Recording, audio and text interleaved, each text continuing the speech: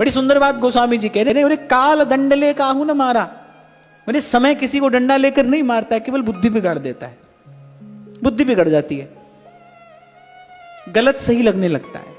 एक बात मैं कहता हुआ आगे बढ़ूं, गलती हो जाए कोई बात नहीं, होती रही है और होती रहेगी, और कोई भी ऐसा कह ही नहीं सकता कि अब मुझसे गलती नहीं होगी। ऐसा कोई नहीं है, कोई नहीं कह सकता है। कभी भी हो जाएगी गलती, हो सकती है, पर ध्यान रखना कि गलत सही ना लगने लगे।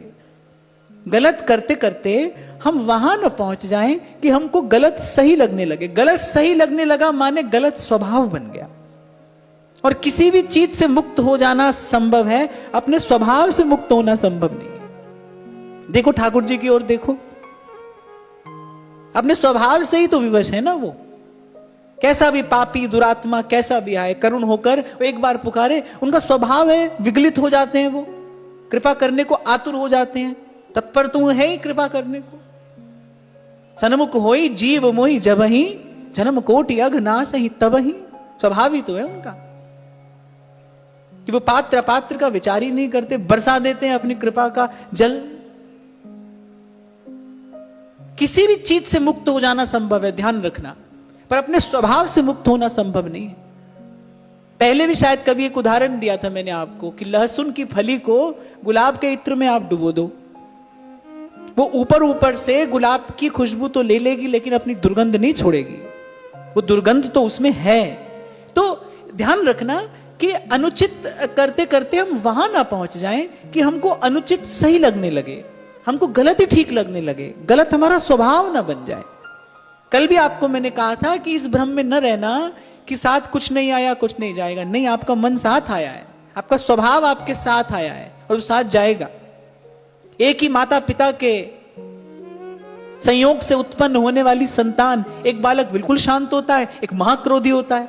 ऐसा क्यों होता है? क्योंकि जीव अपना प्रारब्ध, अपना संस्कार अपने साथ लाया है, पीछे से लाया है और आगे तक जाएगा।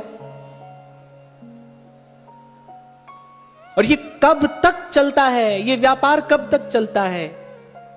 जब तक जीव को भगवत चरणारविंद रूपी परम विश्राम नहीं मिल जाता, तब तक ये सब चलता है, तब तक इससे मुक्ति संभव नहीं है। मुक्ति किससे कहते हैं? किसे कहते हैं मुक्ति? क्या है मुक्त होना? ये जो अनुचित अवांछित हमारे साथ लग गया है, लिपट गया है, चिपक गया है, इसी से मुक्त होना ही तो मुक्ति है। मुक्त हो जाने के बाद जीव को अनुभव होता है मनोबुद्धिरहंकार चित्तानि नाहं न च श्रोत्र जिह्वे न च घ्राण नेत्रे न भूमिर्न व्योमस्न तेजो न वायु चिदानंद रूपः शिवोऽहं शिवोऽहं चिदानंद रूपः शिवोऽहं शिवोऽहम्। इसलिए जहां आरंभ में मैंने आपको कहा कि हमको उपासना के संस्कार से सुसंस्कृत होने की आवश्यकता है।